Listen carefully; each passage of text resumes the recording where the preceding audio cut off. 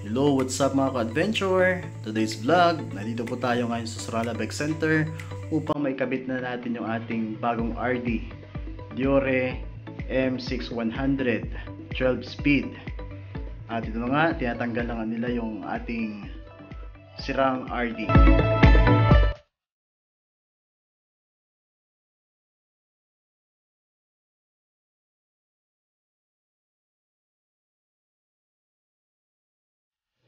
So, tanggal na. Ayan o.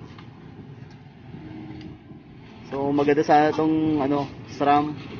Pag sa road lang ginagamit, pero pag sa trail, nako, wala talaga. Palit interior na rin.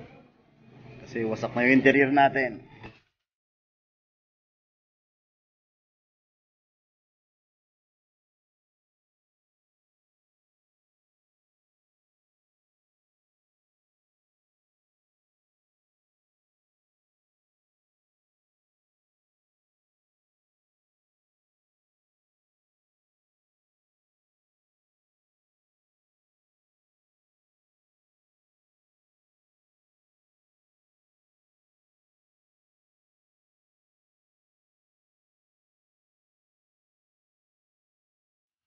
As you observe, smooth din naman yung kanyang shifting.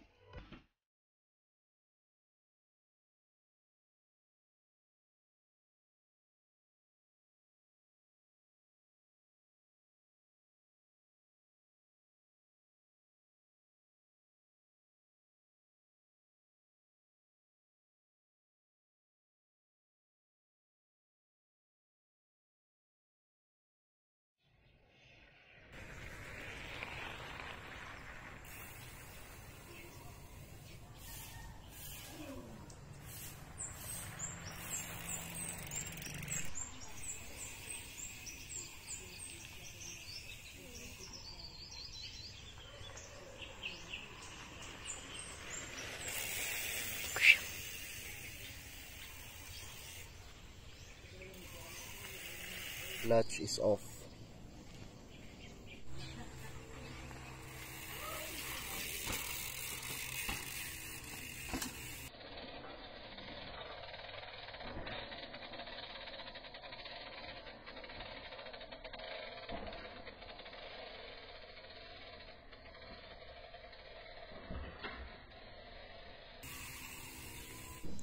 Clutch is on.